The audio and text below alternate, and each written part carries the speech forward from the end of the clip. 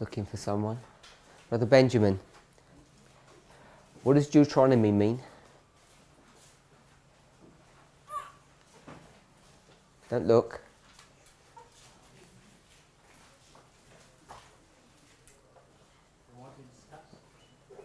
No, just the word Deuteronomy. I don't think we discussed it.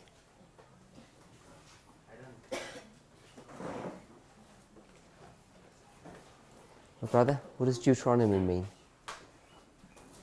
Yeah, I think it's a repetition of the law. Everybody hear that? Brother Dickens, what does Deuteronomy mean? The word Deuteronomy, what does it mean?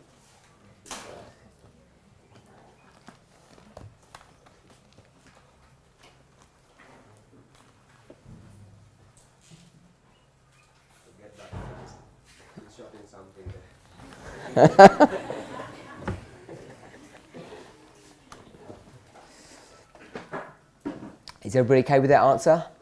Yeah. Repetition of the law. So,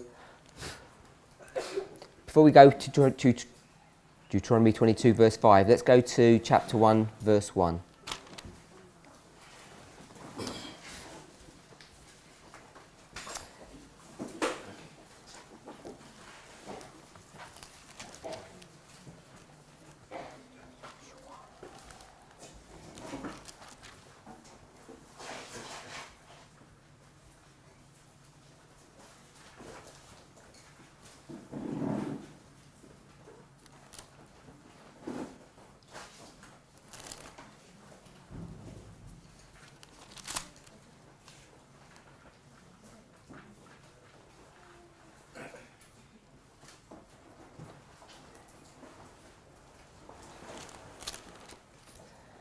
These be the words which Moses spake unto all Israel on this side Jordan, in the wilderness in the plain over against the Red Sea, between Paran and Tophel, and Laban and Hazeroth and Dizhab. They're 11 days' journey from Horeb by the way of Mount Seir unto Kadesh Barnea. And it came to pass in the 40th year, in the 11th month, on the first day of the month, that Moses spake unto the children of Israel according to all that the Lord had given him in commandment unto them.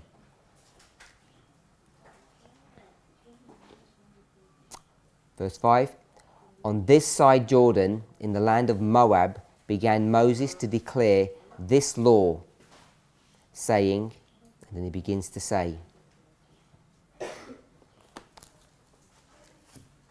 Does anybody want to make any comment on that?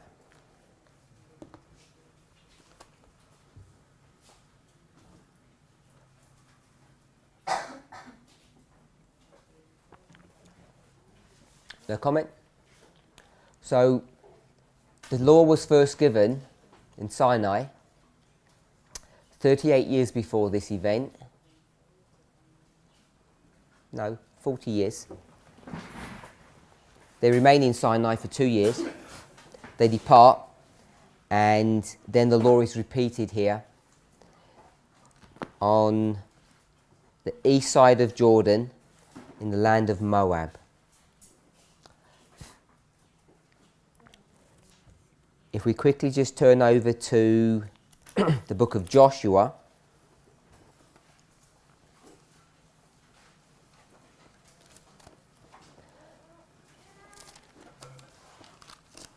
chapter 1 verse 1. After the death of Moses, the servant of the Lord, it came to pass that the Lord spake unto Joshua, the son of Nun, Moses his minister, saying, Moses my servant is dead. Now therefore arise, go over this Jordan, thou and all this people, unto the land which I do give to them, even to the children of Israel. And if we jump forward to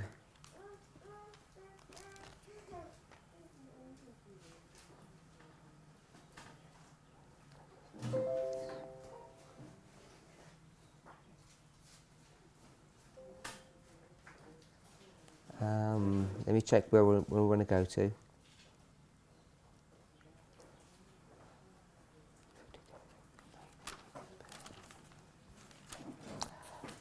Verse 8. Chapter 1, verse 8. No, we'll go to verse 7. Verse 6 says, be strong and of a good courage. It's that famous verse that we're all familiar with. Verse 7, only be thou strong and very courageous, that thou mayest observe to do according to all the law which Moses my servant commanded thee. Turn not from it to the right hand or to the left, that thou mayest prosper whithersoever thou goest.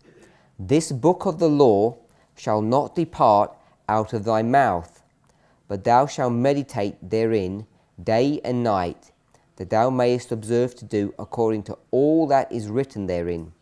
For then thou shalt make thy way prosperous, and then thou shalt have good success. So Deuteronomy chapter 1, verse 3. It's the 11th month, first day of the month, in the 40th year. And Moses is going to declare the law. That's verse 5. Joshua 1, verse 1. Moses has now died, and Joshua is told to cross the Jordan and take the people into, we'll call it just the promised land. Explains the extent of the territory. He's told to be brave. Verse 7, he's told to observe everything that Moses had told him to observe, or told them. Verse 7, I'll read that again. Observe to do according to all the law which Moses my servant commanded. So I'm suggesting that that law that's been referred to in verse 7, Joshua 1:7, do according to all the law which Moses my servant commanded you. I'm suggesting that that law is the same law in Deuteronomy chapter 1 verse 5. Any questions on that? Anybody disagree? Anybody have any problems? Any questions on that? The connection between the two? All good? All straightforward?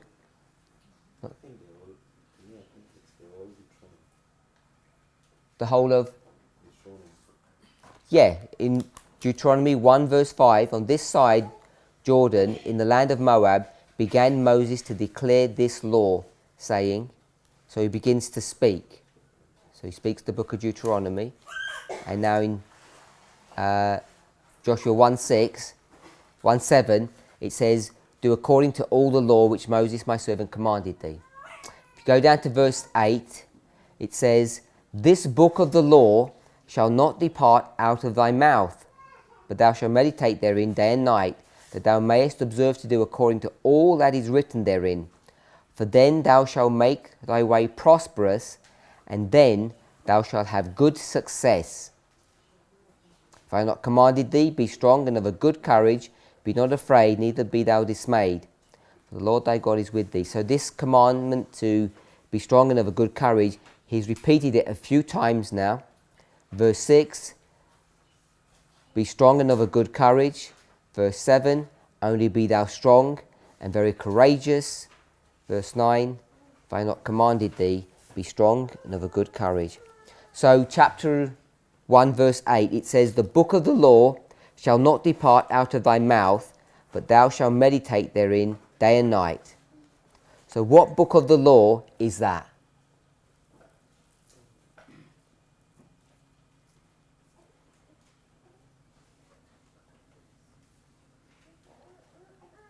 My sister, what book of the law, Sister Anne?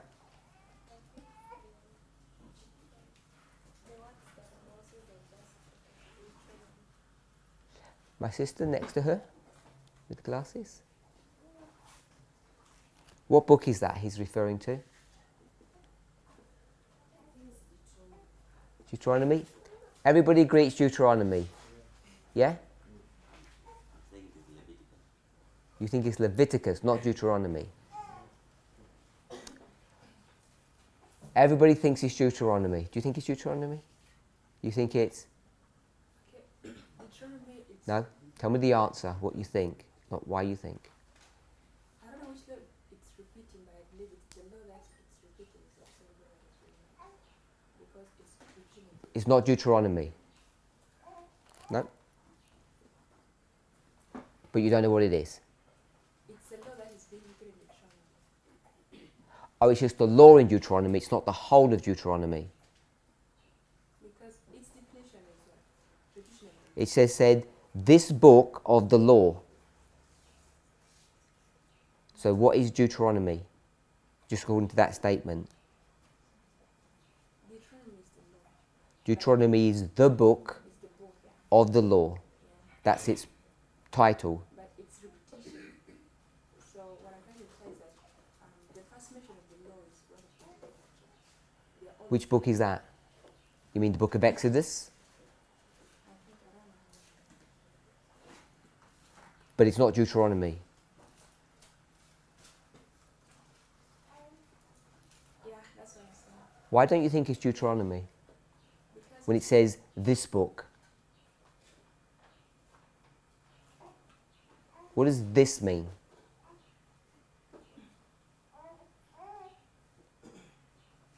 If I said this one, it's something you have in hand. not necessarily at hand.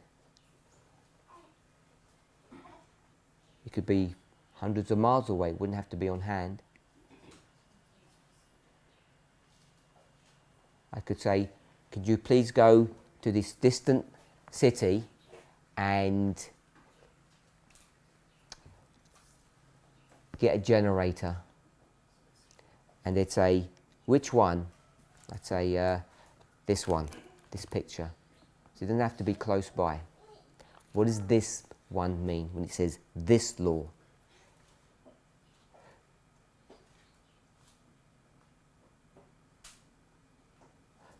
When you say that's close to, do you mean geographically close? What did you mean? Maybe he had a scroll in his hand when he was referring to this book. So maybe he had a scroll in his hand, he said, this one that's in your hand. And which scroll would he have in his hand? How many choices do we have? Maybe we could say 5. There's 5 books. So which one do you think it's talking about when it says this one? Which one would Joshua have in his hand? I don't know exactly because we agreed that Deuteronomy is repeating the law. Okay. So what I'm trying to say is that by this book it means the real book. That is the real book. The real one. Kuta? Did you have your hand up? I thought you had your hand up. You're going to answer my question? Yes, from the beginning ask what is. Deuteronomy. I said, what book is it? We define what is Deuteronomy. You ask the question. Right at the beginning. Yeah. Yes, so we all agree You say it means. Do the repetition of the law. you agree with that? So if we say what Joshua is having is the summary of all the first 4 books of Moses. Just tell me what this book of the law is. Not why you think your answer is correct. Just tell me what book is that. You think it's Deuteronomy. And you're saying why? Because it is the summary of all other books. Because it's a summary of all the other books. My sister? Which book? Why?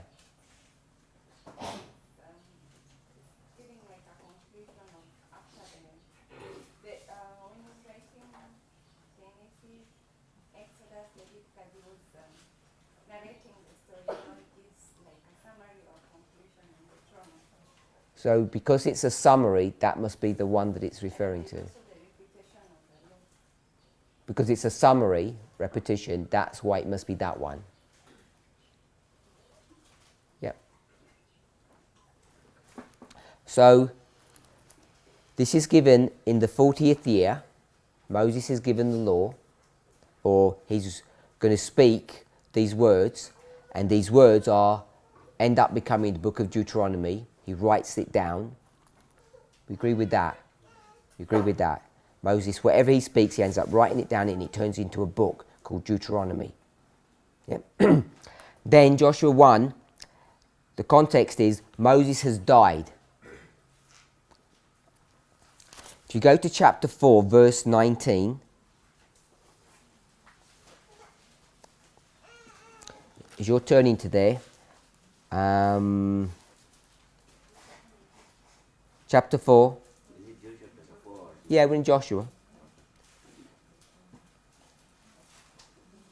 So you're in Joshua 4, I'm in Joshua 1. It says, Moses, my servant, is dead. Now therefore arise, go over this Jordan, you and all the people, and take possession of the land. So he tells him to do that in chapter 1. Chapter 2, before he goes, he's going to send some spies. Chapter 3, he's going to begin to prepare.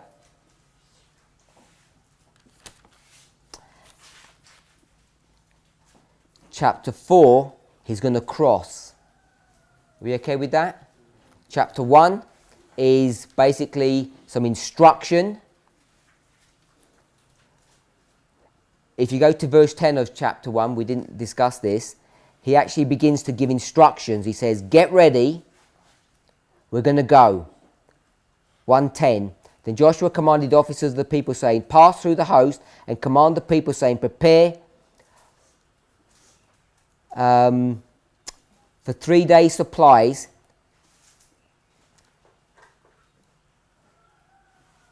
Prepare supplies, for in 3 days you're going to cross the Jordan. So between chapter 1 and chapter 4, it's 3 days. We're okay with that? 4:19. And the people came out of Jordan on the 10th day of the first month and encamped in Gilgal in the east border of Jericho. So we have a time frame. Deuteronomy is written or spoken on the first day of the 11th month, and they crossed the Jordan on the 10th day of the first month of the 41st year. You agree with that? Doesn't say 41st year, we've put that in. So it's approximately 2 months from when Deuteronomy is spoken to when they've crossed the river. And somewhere in that history, Moses dies. Yeah? So, coming back to chapter 1, verse 8.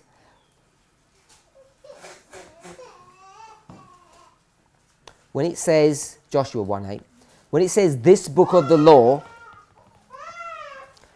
and then in the verse before it says, only be thou strong and very courageous, that thou mayest observe to do according to all the law which Moses my servant commanded thee. Don't turn any other direction, but do what he said. This book of the law should not depart from you. When it says this, can we not say, do we not understand, are we not able to see that contextually, when he says this one, as Sister Elizabeth said, he's referring to, she didn't mean literally, the scroll that Joshua's got in his hand. He has something right before him, and what he's got right before him is the book that Moses has written. I don't know how long it took Moses to write the book, don't know when he begins writing it, but it must be within that 2-month period. Do you agree with that?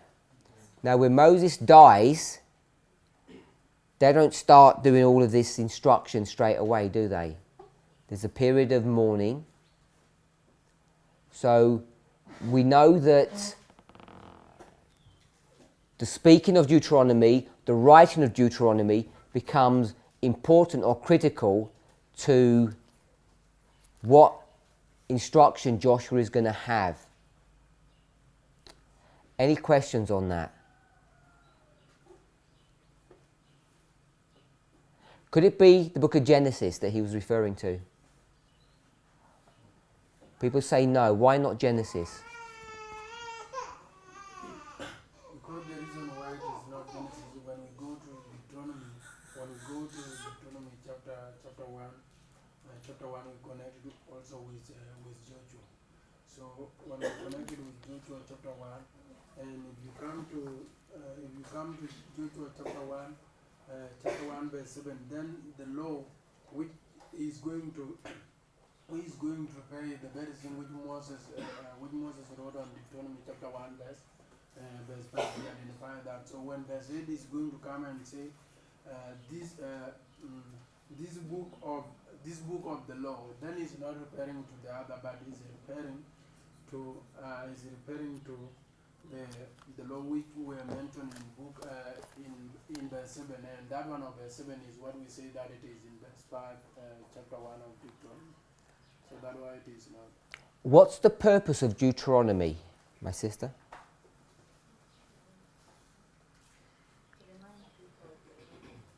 To remind people of the law. Brother Rogers, what's the purpose of Deuteronomy? It's not to remind people of the law. It's a set of instruction on how people will live in Canaan once they settle.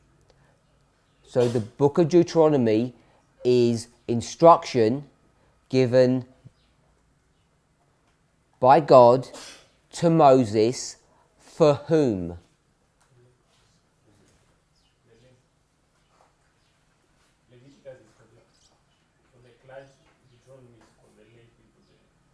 For the lay people. If you go to Joshua chapter 1 verse 8, who's this book written for? It's written for Joshua, isn't it? This is Joshua's instruction manual on how to direct and lead God's people once they get into Canaan. If we're okay with that. That's why that book, it wasn't written for Moses' benefit, because Moses already knows he's going to die. He already knew he was going to die before that event. So it's not written for him. It's written for the sake of Joshua, to instruct him on how to run the government, how to take care of the people when they get into Canaan. We know it's not Genesis, because when was Genesis written? Put your hand up, someone. When was Genesis written? Put your hand up if you have an answer. When was Genesis written? Sorry? In Midian. How many years ago is that? 40 years? 80 years? Sorry? From this time when Moses died, 120, around 8 years. 80 years. So it's between 40 and 80 years, because we don't know when he actually got written, when he was in Midian. So it was written a long time ago. So when it says this one, it wouldn't be referring to that book, would it? Because it really has no relevancy to what is about to happen now. And we would assume we'd have to know some information that would say the book of Genesis has come into the discussion somewhere. Do you agree with that? You agree with that? You don't agree with that? So in Joshua 1 it says this one. How do you know which is the this one? I go to verse 7. And in verse 7 it says, do according to all the law which Moses commanded you. You Joshua, or you the people. So, which book is that one? These are all the laws that God commanded Moses. All of them. Yeah. So they are written in one book. It's the book of the law. Then now they are handed to Joshua to come and govern people with it. What is the book of the law? Which book is that one? The first 5 books. So, you think it's talking about 5 books when it says that? Is in the book of the law a special reference to the testimony of Moses? What was called the testimony of Moses? Explain. For the instruction that Moses is given, he puts together in a book and it's put on the side of the ark of the covenant. And I tend to think that that is what is being called the book of the law, not necessarily the whole of Deuteronomy. Of course, Deuteronomy almost bears the same content. But Deuteronomy also has other issues. It has other narrations of how they were traveling and all that. So specifically, the book of the law is going to be the testimony of Moses. And what is that book? It is the book that contains the instructions that Moses has been given, most of what we have in Deuteronomy, but specifically, So it's not Deuteronomy because it was written long before Deuteronomy. no, it's Oh. written within the book of, you find it in the book of Deuteronomy chapter 31, it's now put into Chapter 31. So go to Deuteronomy chapter 31. verse 22. Which verse? I think specifically I want to go to verse 22. 31? No. Which verse? I want to go to verse 22. And Moses therefore wrote this song. So I'll read it so people can hear. Moses therefore wrote this song the same day and taught it to the children of Israel. And he gave Joshua the son of Nun a charge and said, Be strong and of a good courage, for thou shalt bring the children of Israel into the land which I swear unto them, and I will be with thee. And it came to pass, when Moses had made an end of writing the words of this law in a book, until they were finished, that Moses commanded the Levites which bear the ark of the covenant of the Lord, saying, Take this book of the law, and put it in the side of the ark of the covenant of the Lord your God, that it may be there for a witness against thee. For I know thy rebellion and thy stiff neck, etc. So it's this book that it's been referred to. Which is what we call the testimony of Moses. Which is the writing of the words. So he's writing the words. If we go back, I think, Moses therefore wrote this song the same day and taught it to the children of Israel. So it's this song. So where does the song begin? I think the song is all the instructions that we have been given to them. Beginning when? Let me confirm. Okay. So as he's confirming, let's summarize. We're in Joshua chapter 1, verse 8. It says, This book of the law. Verse 7, it says, It's the book of the law which Moses my servant commanded thee. Then we go to Deuteronomy chapter 31, verse 22. Moses therefore wrote this song, so there's a song that he sang, and taught it to the children of Israel. And he gave Joshua the son of Nun a charge and said, Be strong and of a good courage, for thou shalt bring the children of Israel into the promised land. And it came to pass, when Moses had made an end of writing the words of the song, I presume it's the song that you mean, or that it means, when it says the book of the law, or the law in a book, the words of this law in a book, until they were finished, then Moses said, Put it into the side of the ark.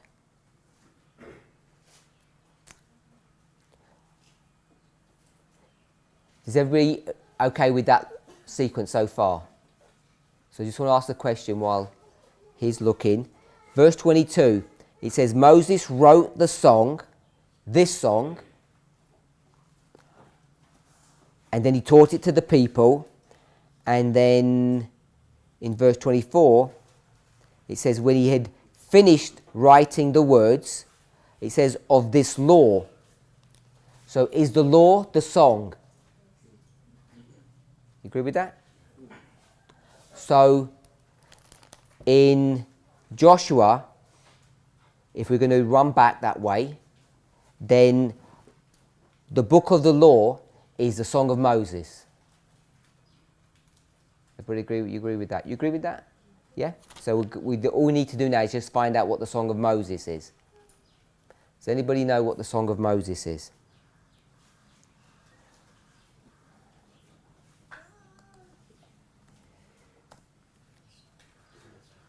Sorry? Exodus 15.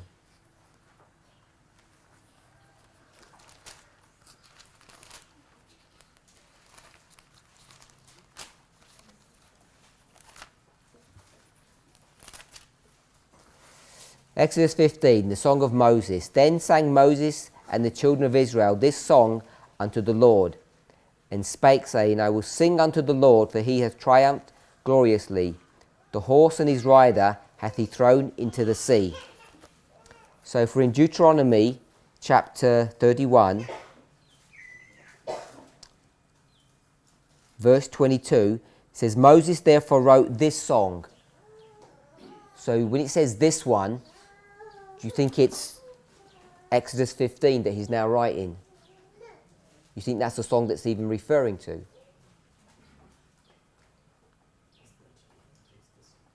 We're in Deuteronomy 31:22, and it says, Moses therefore wrote this song, and you think that song is the one that he sang in Exodus 40 years previous, that he's just going to write it now, and he's going to teach the people it now.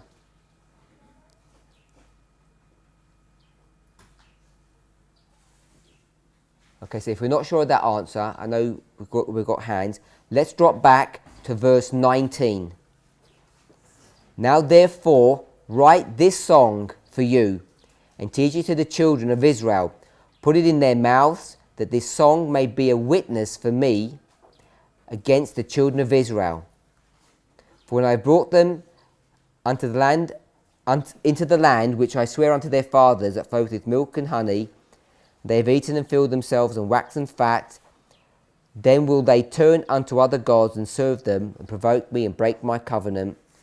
And it shall come to pass, when many evils and troubles are befallen them, that this song shall testify against them as a witness, for it shall not be forgotten out of the mouths of their seed.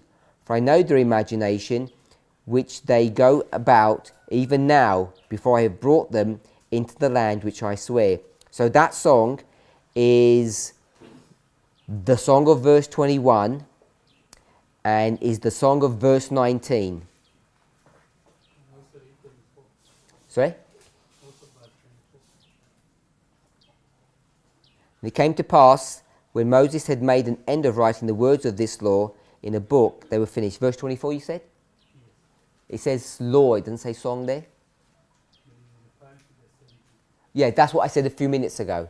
So I asked the question if we all agreed that the song in 22 is the law in 24. Everybody said that they agreed with that. And we'll go to verse 9. So the song, the first place people went to a song was the book of Exodus.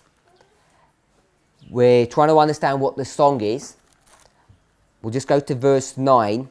And Moses wrote this law and delivered it unto the priests, the sons of Levi, which bear the ark of the covenant of the Lord, unto all the elders of Israel. Moses commanded them, saying, at the end of every 7 years, in the solemnity of the year of release, I guess you need to do something.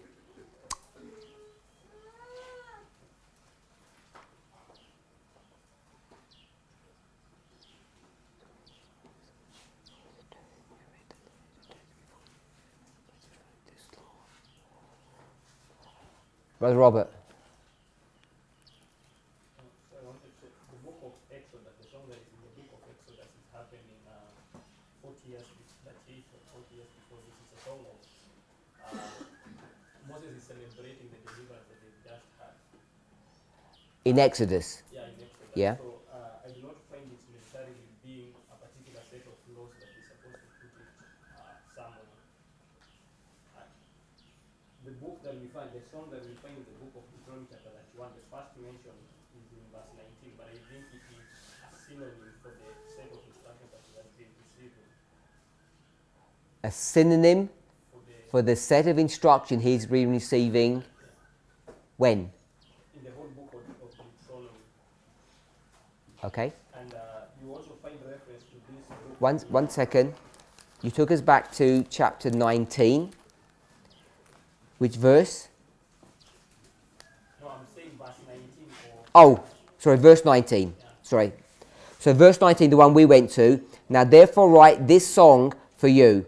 So we know that song is a synonym for the law. We just proof text that. Anybody got a problem with that? No problem with that. Then you're saying song is synonym for instruction. The law, yeah. The instructions that he has been receiving, which is the law. So the instruction, the law is the song is the instruction, and the instruction is what he just said in the book of Deuteronomy. And what he has been receiving. And you find its reference. I think the first time I find it being referred to is in chapter 17, verse 19. 19. Which book? Deuteronomy. And it shall be with... Verse 18. Okay, so I'll drop back to... I'll just drop back to 16. But he shall not multiply horses to himself, nor cause the people to return to Egypt, to the end that he should multiply horses. For as much as the Lord hath said unto you, ye shall henceforth return no more that way. So don't go back to Egypt. Neither shall he multiply wives to himself, that his heart turn not away. Neither shall he greatly multiply to himself silver and gold. This is Deuteronomy 17:17. And it shall be, when he sitteth upon the throne of his kingdom, this is the king, that he shall write him a copy of this law in a book out of that which is before the priests, the Levites. And it shall be with him, and he shall read therein all the days of his life, that he may learn to fear the Lord his God, to keep all the words of this law and these statutes, to do them. So I just want to, if you allow some poetic license, it says here, a king is going to arise. Don't know if he's wise or bad, or even if they should have one. When he does, he shouldn't go back to Egypt, but what he should do when he sits on his throne, he should get the book of the law, I'll just say the book of the law, which the Levites own, and make a personal copy for himself. And the reason he's making a personal copy for himself is that he needs to read it, verse 19, and the reason he needs to read it so that he can learn to fear God and do God's will. So the first king that they have is Joshua, if we can call him a king. And what is Joshua commanded to do in chapter 1? Get that book. It doesn't say make a copy of it, but if we can say that, Moses gets Joshua makes a copy of that book and meditates upon it day and night. Because the objection that I was going to have is, if it's the book of the law, which is tucked into the ark, how can Joshua know what's in that book? Unless we're going to say he's got a good memory. So I know we could argue he's got a good memory, because it said in Deuteronomy 31:19, it says, put this into the mouth of the people. So you could say they're required to memorize it. But if we tie in chapter 17 of Deuteronomy, if the king is supposed to make his personal copy, maybe Joshua does. So Coming back to Deuteronomy 17, 17. No, 18, 17, 18. So when he sits on his throne, he shall get a copy of this law, whatever that this law is. We know it's the song of Moses. So it has to be something that's pre-chapter 17. Make a copy of it. And this law, it says, a copy of this law in a book out of that which is before the priests of the Levites. So what does that mean? You need to make a copy of the book that the Levites have got. Everybody agree with that? And what book is that? The book of the law. Where did we read that? Where did we read that? The one that goes by the side. Where did we read that? 31 verse. I can't hear it, people. One person.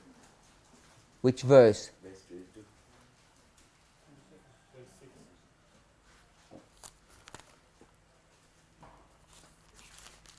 Deuteronomy 31, 26. Take this book of the law and put it in the side of the ark and lock it away, and no one can see it. It will just act as a silent witness, just like they can't see the Ten Commandments. It's all locked away. But the king is meant to make a copy of that one. And this is in the possession of the Levites. Is everybody okay in Deuteronomy 17, verse 18, that when it says,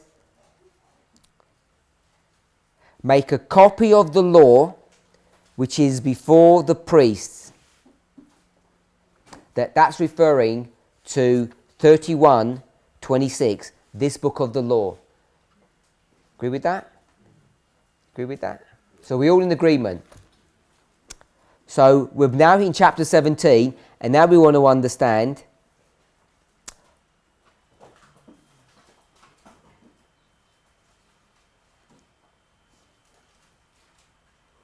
when it says a copy of this law, what law is it referring to? Finish your point, Brother Robert? What's this law? I think it's the law that is going to make these people the governance of Israel. This is what they have been given from at least chapter 12. Beginning from chapter 12. Is that what you said? Yeah. You said at least. That's fair enough. From at least chapter 12. Yeah. So we'll go to chapter 12 in a moment. So it's, Okay, make your point. Chapter 12. it's the different set of instructions on what Israel is supposed to do on different occasions. Okay, we'll go to 12 then. We'll go back to 12 perhaps in a moment. Chapter 12. These are the statutes and judgments which ye shall observe.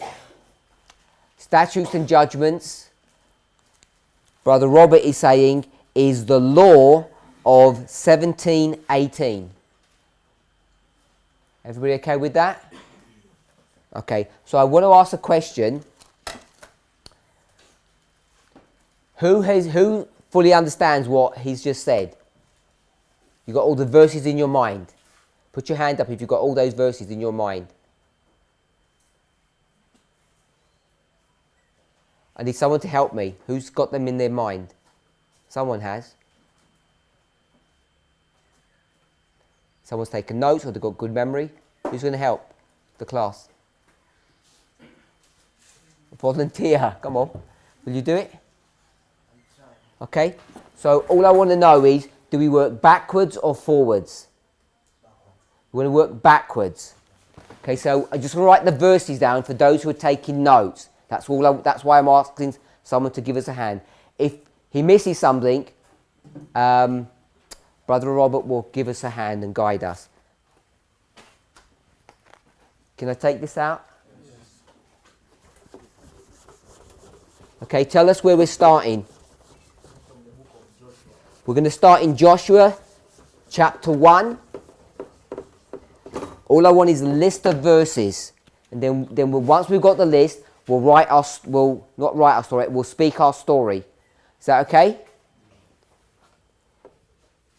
Joshua chapter 1, read from verse 7 and 8. Joshua 1, 7 and 8. Don't give us the story, just give us the verses. Then he went to Deuteronomy, chapter 31.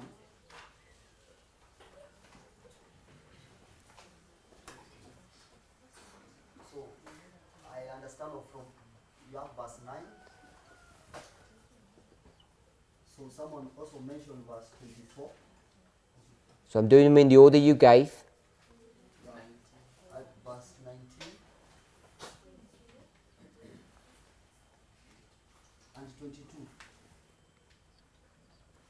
Then he went to Deuteronomy chapter 17, verse 18, verse 17 and 18. Then we have now Brother Robert taking us to Deuteronomy chapter 12.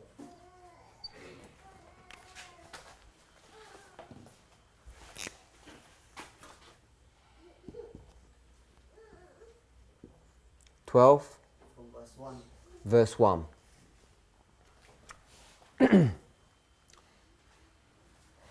Has he missed anything? He has missed? What's he missed? Oh, it's good. Is the order good? Okay, so Exodus. Where do you want to put that? Where?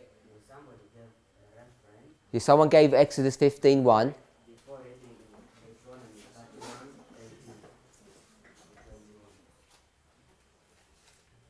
Where do you want to put that?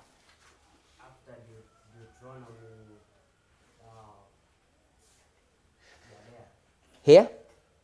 Or here? between 18, after reading Deuteronomy 31, 18 to 21.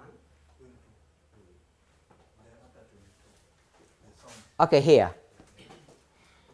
You want to put it here.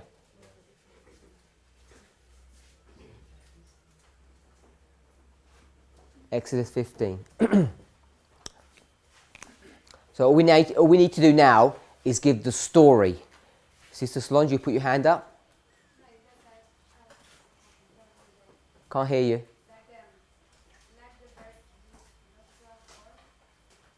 Joshua 4. So let's do that then. Oh, we'll do that separately. Oh, no, we do that. If you're going to do Joshua 4, you'd have to go somewhere else first. Where? So give us the sequence then. First verse.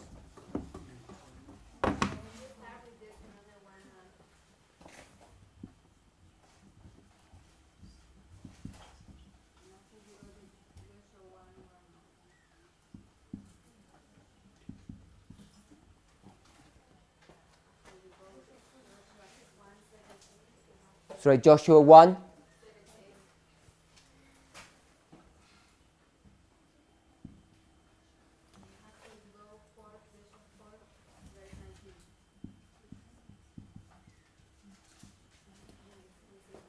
Someone speaking? Someone's got a comment? Who is speaking? Go ahead. I can't see who that was. Who just put their hand up? Go ahead. Sorry? Good, we have it right here, Exodus 15. Is that right, Exodus 15, yeah? Good. My sister, can you run us through this story?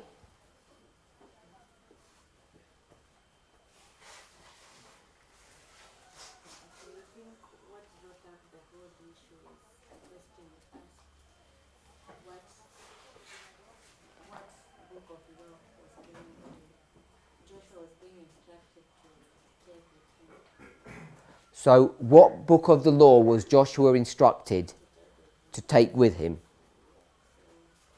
We were trying to look at what this book of law is. So, Brother Robert, suggested that this book of law is what is written in Deuteronomy 31. So the book of the law that's in the Joshua is the one that's found in Deuteronomy 31. It says this book, and he's assuming that Deuteronomy, then Joshua, are sequential stories. Yes?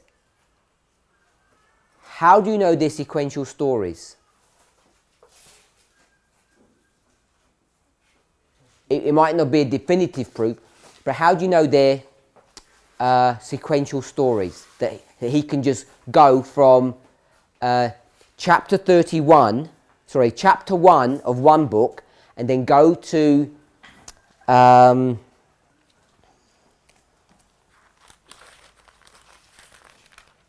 just checking the number. To chapter 34 of the previous book, then 33, 32, and 31. What license do we have to do that? That it's not just two separate stories, it's not repeat and enlarge. How do we know that we can do that, Sister Snyder?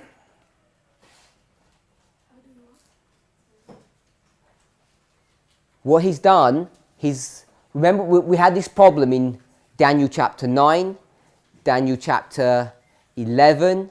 I think we had some other examples of that. Oh, Deuteronomy 22. Are these connected thoughts or are they disconnected?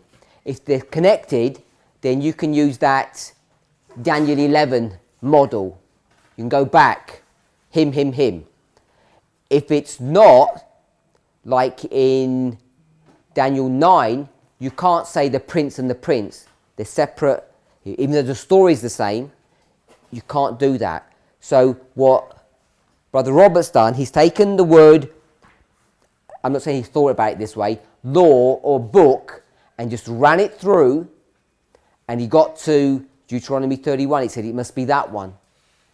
So he's assumed that these books are connected, that it's just a continual story from Deuteronomy, and it goes seamlessly into Joshua. So he's assumed that, and everybody said they've agreed with his assumption. Do we have even a little bit of evidence to say, yeah, it's at least reasonable, if not provable? That's my question. I think when Moses is writing this book and instructing the children of Israel, it's the same day that he's doing it. And Same day he's doing it, you mean writing? Or, instructing. so he's instructing them? After writing it, he instructs them. He doesn't instruct them, then write it? I think he writes it. 31, he says, the song that you just sang, write it. Okay, either way, I don't mind, either way. So he writes, or he sings and he writes, either way. Okay? And then a few days later he dies, then Joshua continues. So I think it's 2 days later he dies, and then Joshua takes over. So Joshua may be referring to what has just happened. So that's this story here that Sister Solange wanted us to remember. This gives us the... we'll go back to my brother. Okay, just say that the reason why Brother Robert connected us from Joshua to Deuteronomy, we start the sequence, is that after Deuteronomy 34 we see Moses dying, and then in Joshua 1 we see Joshua continuing with the work. So it's just a consistent thought. So if you have to go from 34 to 1, you see that it's a continuation. God is telling Joshua that Moses has died already. So it means that it has been a continuation all through. So we can go back and trace it all through. Chapter 34 of Deuteronomy is the death of Moses. So Moses has just died. And then Joshua 1 verse 1 says, after Moses died, God is going to speak now to Joshua. After Moses died, God's going to speak to Joshua. And the time frame is only a few weeks. Because we had the beginning of November, not really November, to when? to the 10th of January. Beginning in November to the 10th of January. Yeah? Which is, I don't know how many days. About 2 months, was it? 70 days? Yeah? So it's about 70 days. So historically it's in that time frame. We can connect them together from these verses. Deuteronomy 1, Moses begins to speak. He dies in 34. So let's put that down. We should have put that here. Deuteronomy 1, 1 to 3. And then we'll just put the chapter. Deuteronomy 34. He speaks, he dies. 1:1 says, once he's died, then Joshua's going to receive some instruction, and then part of the instruction is to cross the River Jordan, and they cross it in chapter 4. So there's a nice running story all the way through. The last chapter of Deuteronomy and the first chapter of Joshua are the same story. So we've got, I would suggest, proof that we can link them together. Is that okay? It's easy to assume that we can, but we really need to make sure. It's an easy example, I think, that it's a seamless transition from one to the other. Okay, so back to our story. We're just going to finish our story first. So my sisters... Sorry, you didn't agree with what? With this? With this? Okay, we'll do that in a minute then, because too late, you didn't do it before. So, you carry on with your story. So I was saying what Joshua was instructed, the book that Joshua was instructed to take with him, that book of the law is what is written in Deuteronomy chapter 31. So the book of the law in chapter 1 is this book of the law in chapter 31. That law in Deuteronomy 31, all the verses there, two words I used to have the song being a synonym of that law, We have song. which is equal to Okay? I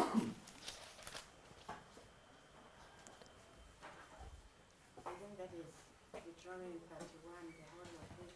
And then what took us to Deuteronomy chapter 17 is that this law, 1 second. So that's basically the point of chapter 31, the summary of that. And then we went to chapter 17. You've missed a small piece of information here. He sings the song. So in 31, it says, therefore write this song. Sister Nida, you okay that the writing is after the singing? Yeah? So he writes a song and he turns it into a book, and then what? they place it inside the covenant. Okay, so we'll just put, they put it into the ark. Yeah? So there's that bit that we need, that becomes relevant. Now we go to chapter 17. So the content, as in that law in Deuteronomy chapter 31 is the same thing that the priests and the Levites are given in Deuteronomy 17, or what a king was supposed to have. That is what Deuteronomy 17 is saying. So say So in a bit. once a king has taken the throne, So when a king takes the throne, he's supposed to have this law that is found in Deuteronomy. so when the king takes the throne, he does what? He's supposed to write a copy of his own law. He's supposed to write a copy of a law. What law is that?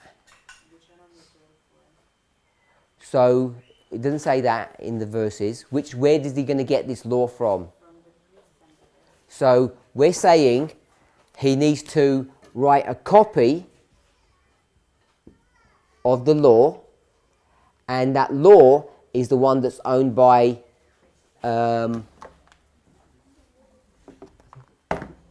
It's owned by the Levites. Did it say priests and Levites? Yeah? Okay. So it's owned by the priests and the Levites. And what we have done is assumed what law do the priests and Levites own or have responsibility for? What law is that? What did he assume? That it's what has been given out from chapter 12. No? What did he assume? What is this referring to?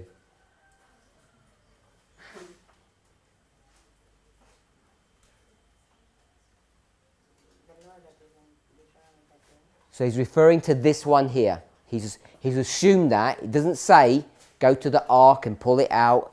He's assuming that.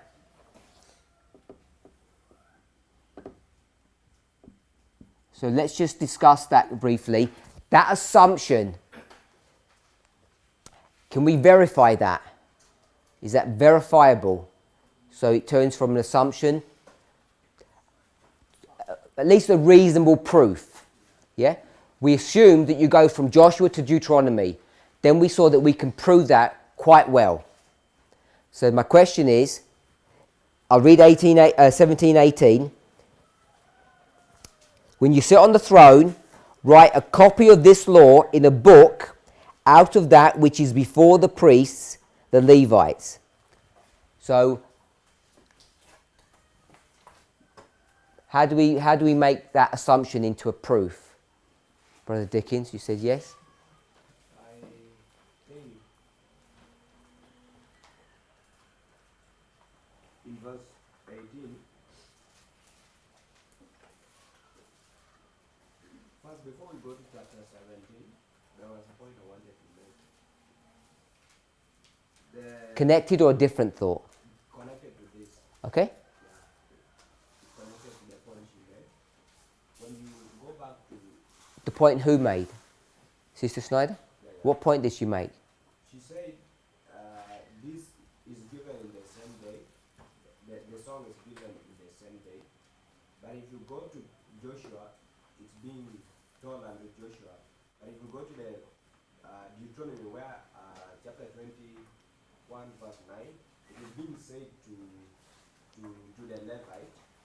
And after being said to Joshua, was referred to that he should get a thing which was already given to the Levite and make a copy out of it. Isn't it? So it means they cannot be on the same day. One was given to the Levite and then was told to Joshua later that you take that copy, you also have it near the ark, and then you also have your copy. We'll do that afterwards because that was a bit complicated for me. That aside, when it was given and whom it was given to, can you just do this? Make that connection. Yeah, it's clear now because when we see here, Sorry. yeah, there, the top of the law is being given to priest and the Levite. In where? In which chapter? So Chapter 17, in chapter 17, yeah, what's being given to the priests and the Levites? the law. Is it? They already have it. It's not given to them in chapter 17. In 17, they already have it.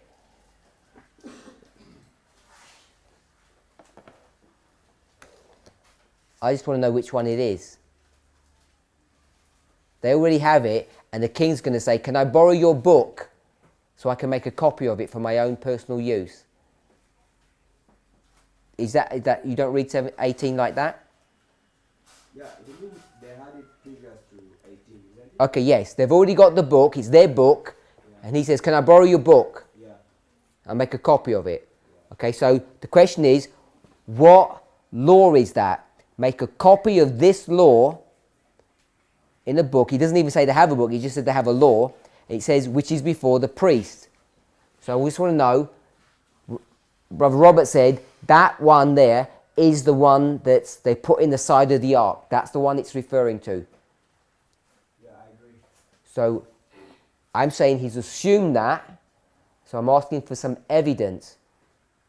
What we need to do, what he's done, is he's tied chapter 31 with chapter 17. How do you tie them together? You can proof text things, but often it can get problematic. So he's used a secondary proof besides the word laws and all of that. He said that this law is this one, but we need to just prove that it is. How do you go about at least some proof, even if, some evidence? Does everybody understand that? If you just do linear proofs, you can end up making mistakes. So if you just proof text the word song or law, you can go from 31 to 17, no problem. And then you can go even to 12, no problem. But we want to make sure that what we're doing is correct, to actually tie them together, that it is that. So if as many proofs as we can have. So I'm saying he's assumed that. How do we go about showing that? Anyone else? Anyone else who hasn't spoken? Yeah. So what I'm seeing in Deuteronomy 31:18, yeah, 31:18. 31:18. And I will surely hide my face. No? 31, 17:18? No. Yeah, 17:18 is telling us that the king who is to arise is to write the copy of the law and have his own copy. So when you go to Joshua, he is the next leader who is coming. So this Deuteronomy will tell us that Joshua is not going to have the copy from somewhere, but it's going to derive his book from this law which was given to priests and the Levite. So I think it's the proof that this is the same law, because Joshua is not going to bring something new, but he's going to write the copy basing on what is given to the priests and the Levite. Okay, so you're doing it, that's the argument we used a while ago. Joshua is the king, a new king is going to arise, so they would do the same thing. Yeah. He's not going to. Brother Robert? Sorry, I think in Deuteronomy chapter 17, what is happening, it's an instruction on what the kings are supposed to do when they come.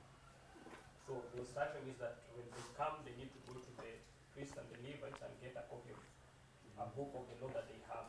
So the book is not yet there. It's actually a reference to what should happen in the future. So you have to ask yourself. Stop there. Do we all know that? When it says that the priests have the law in chapter 17, they don't have the law yet. Yeah? It's talking about what will happen in the future, because they don't even have a king. Yeah? So it's all future.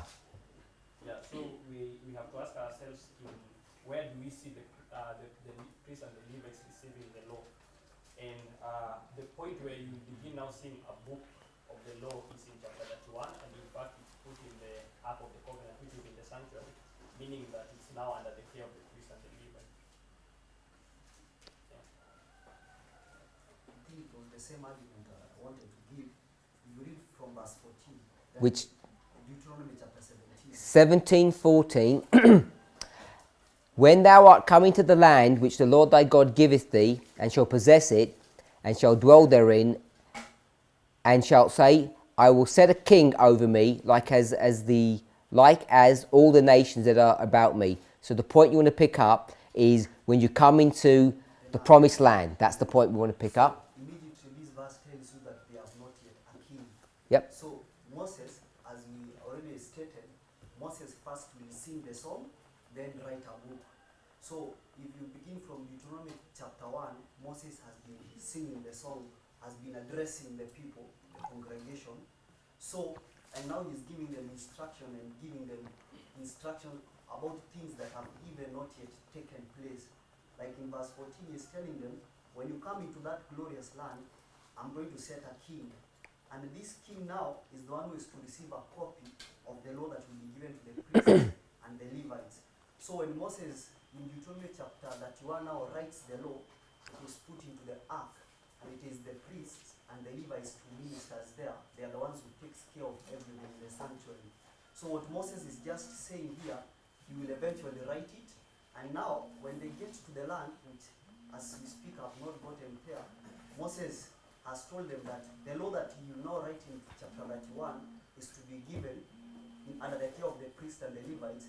The king who is to come is not to take the law from the priest and the Levites.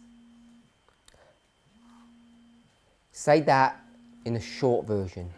So I agree with what you said. I think it was what Brother Robert said. But say it in a short version so we can all hold on to that thought. So, verse chapter 17 from verse 14 is giving us the logic that what Moses is saying has not yet happened. They are not yet to the glorious land. Chapter 17, verse 14 says, whatever's talking about this king and he's getting a copy from the priest has not happened yet. The priests haven't received anything yet, and the king hasn't received anything yet. Yeah. So Moses is singing the song. Chapter 31, he finishes addressing the people and he now writes the law. So in chapter 31, he finishes the song, he writes the law, it gets put into the ark. Exactly. Now, in Joshua's time, when they have gotten to the promised land, the king who is to come is to get the law from the sanctuary in the ark where the priests and the Levites have been taking care of it. Yeah, so the same law in verse 31 is the same law here, only that here it's not yet written. So we used verse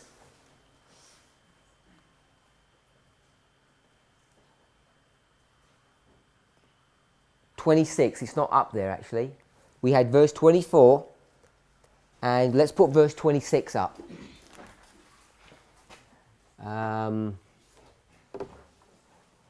Why are we putting 26? Take this book of the law and put it in the side of the ark of the covenant of the Lord your God, that it may be there for a witness. And verse 25, that Moses commanded the Levites which bear the ark of the covenant of the Lord, saying, take the book and put it in the side of the ark. If we go back to verse 9, because my brother spoke about verse 9, we didn't deal with verse 9.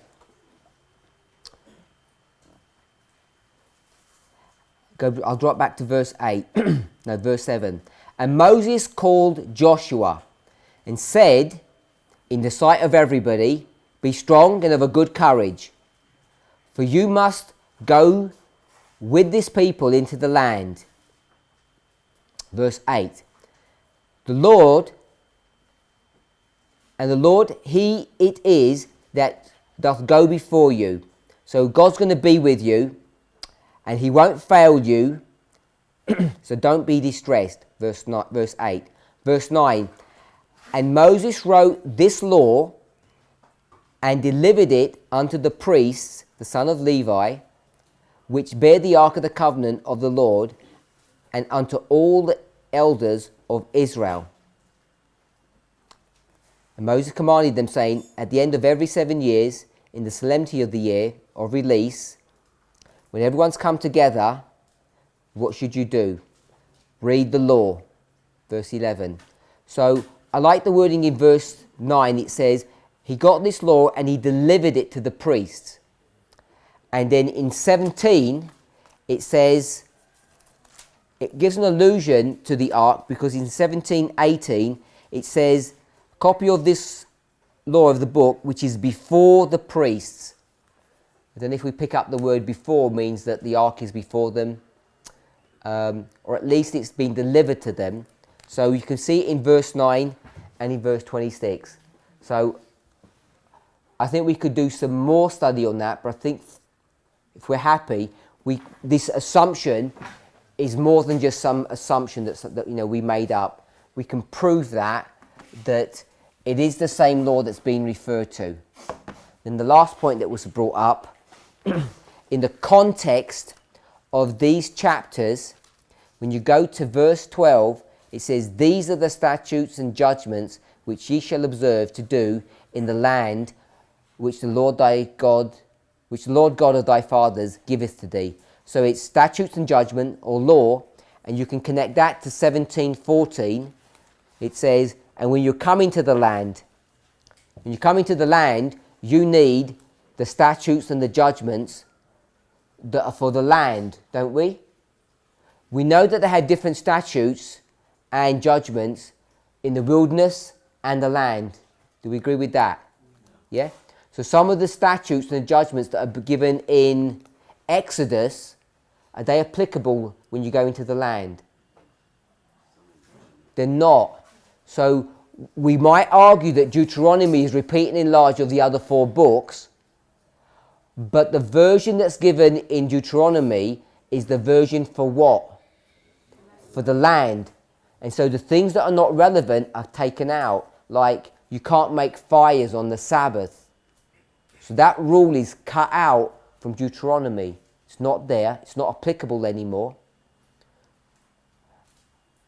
But people, I think, often don't appreciate that. So they say if the law is in Exodus, it must follow through into Canaan, and it doesn't. That's just one example. There are rules that are applicable for wilderness wandering, and there are other rules that are applicable for living in Canaan. So if we were to argue it's all the books that he's referring to, or it's just a summary of everything that was written before, those things can't apply, because the issue of fire is only one example. There are others. If we started digging deeper, that the conduct for wilderness is not the same conduct for Canaan. Fire is one. What's the other one? The easy one. Food. The food that you have in the wilderness, the way you gather all the social issues that are surrounded concerning your food, do not get brought into Canaan. So all the laws have to be different. You can't take those laws and bring them into Canaan with you. Are we okay with that? You get into problems if you start introducing a concept in a generic sense that it's all of his writings. You can just sort of dump them into a concept or an idea. It seems the way when he says this book, and he says it more than once, he doesn't just say it in Joshua, we've already read it in Deuteronomy, when he says this thing, it's something specific. It's not just this generic concept about obey God, because there are certain things you obey him in Canaan that you didn't in the wilderness, and vice versa. Are we okay with that? So class is finished. Anybody had any comments? Some people had their hand up. My brother at the back. Just seeing the transition from Deuteronomy to Joshua. And when you look at Deuteronomy, the last 3 chapters, that 1 to 3, it talks about the death of Moses. And the law that's being referred by Moses, I believe it's the same law that's given to Joshua. That's what to agree with that logic. Okay, you want to agree with the logic of how we tie these two things together. My brother? You said you didn't agree with something. What did you not agree with? Okay, the thing which I did not agree, so when you go to Joshua chapter 1, there's a law there, and that law, Joshua was commanded. So by taking the word, this law, I was not thinking that that is the right word to take, because the question which we would have asked is that where was Joshua commanded? Because if we are going to take only this law, in Deuteronomy itself only, it has been repeated 10 times. Or which if we take the word this law, we may fall on the wrong side. So I will see in verse 31, yes, it is true. That is where the proof is. But only this law cannot help us. And that's why we have missed.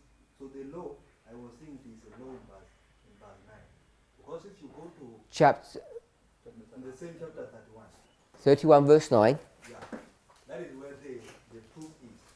But I was disagreeing with the word, this law only to be the one running out through, without connecting it with this one. Okay, so let me try and tell if I've understood you correctly. You agree with the idea that what Joshua is talking about, or what's been spoken about in Joshua 1, is all of this subject in chapter 31. You agree with that, but the way we've proven it, you're not confident with. Okay? So, all we've done in this class is we've taken a very basic, we've only done it in 1 hour, maybe even less, a very basic construction of a history. We haven't studied the verses properly. I would say just did a very basic cursory overview. But if we agree with that logic, based upon what we've done, I think we could go back and we could do a secondary, maybe even a tertiary proof. We haven't even gone to the spirit of prophecy yet to confirm any of this. We could reinforce everything that we've learned. Now, you said the law, that is not a good way to do it. I would perhaps suggest that it's fine to do it, but it's not the only way. It's not the end of the proof. We could go to other ways of proving this, which would support and help. And when we did that, we might find that the other way was the better way, and the term this law would have been a supporting evidence. So if there's two evidences, we've just gone for one of them and we've said, because this was our first one, this is the primary one, and there's a secondary one. You're saying, I think the secondary one is a better logic, and this law, is a supporting evidence. We may end up going down that route if we were to look at this even further. Is that a fair summary of what you've said? Yeah? Everybody understand that? We've only taken one concept. We could have looked at it in different ways. And maybe our logic that isn't the best way of approaching it. Maybe there's even a better logic. But that's not to say that the logic is invalid. We all agree with that? Okay, so what we've done, before we go to Deuteronomy 22, is we've set the stage of trying to understand what the book is about, what this verse is all about, its context. We know it's about law, not just law. What else is it? It's the repeating of the law, because that's the definition of the name. So when he repeats the law, not every law is going to get repeated. We know that. So this concept of repetition of the law is more of a principle than a literal repeating of the law. Because if you're going to repeat it, you could just read the books before. So he's going to take this principle. So the repeating of the law is to take that law. If I just say that law was those first 4 books, you're going to take that law and you're going to do what with them? You're going to repeat them in a way that becomes suitable or fitting for Canaan. Because some of that stuff is not suitable, is not applicable to Canaan, so you have to rewrite it. We can see contextually that around chapter 12, we can begin to see that the law is being discussed. For certain we can see that. So chapter 22 is somewhere in here between chapter 12 and chapter 31. 22 is in here. It begins to talk about the law. The whole subject here is about the law. So we know that Deuteronomy 22 verse 5 is about law in some shape or form. So what do we know so far about our subject? Verse 5, men and women can't wear the same thing. What is it? It's to do with the law, and it's specifically to do with what context? When you go to Canaan. So we don't see this instruction before ever, do we? So this instruction isn't given before because before what was the issue? They were not in Canaan. So this has to be something specific that deals with Canaan. Otherwise it would have been given before. The rules that were specific for wilderness that they needed for that time period were all given to them. This one wasn't. Now the discussion is, when you go to Canaan, don't do this thing, because something's going to change in Canaan. So we want to take that point. as you review the book of Deuteronomy, because I'm sure you're going to go ahead and do that now, what you'll find is that the book of Deuteronomy is divided into certain portions, certain segments. So as you do that, try and look through this book and try to get the book and divide it into the portions. Remember we did that with Millerite history. Yeah? We were able to do it with Millerite history. We divided it into certain portions. And those certain portions had titles to them. Remember that? So one of them was small towns, then cities, and then, what was the other one? The solitary labour was the small towns, then the big towns, then there was something, and then they had the camp meetings. There was one in between, I can't remember what that was. Oh, general conferences. They had general conferences, number 3, and then they had the tents. So you can divide Millerite history into those portions. So in Deuteronomy, you can divide it into portions. So have a look where you can divide Deuteronomy and what those divisions are trying to teach us. We'll do that in our personal studies. So that we all remember, it's Friday, preparation day. We only have one class for me. So the next class will be Elder Tess's. So this will be for tomorrow. We're not continuing our class after breakfast. Okay? So if you can try and remember what we've done for tomorrow. Let's pray. Our Heavenly Father, I want to thank you for the great privilege of being able to come together and to learn together. Lord, when your people, even if it's only 2 or 3, come together, you have promised that you would be with them. And for us, when we experience that you are with us, we see the effects of that we can bring our own thoughts and our own ideas and bring them to bear upon this subject. We thank you, Lord, that the many minds that are here, as we have contributed to the building up of this story, that all of us are in agreement with, that you have shown evidence on 2 levels, that you've taught us by bringing mind with mind, and that we're all in agreement with these conclusions, and therefore we must all be in unity of the Spirit. We thank you, Lord, for this. Help us to keep these thoughts in our minds as we apply the rules and the principles that you have given to us, so that we have a clearer understanding of what verse 5 means for us. We pray in Jesus' name.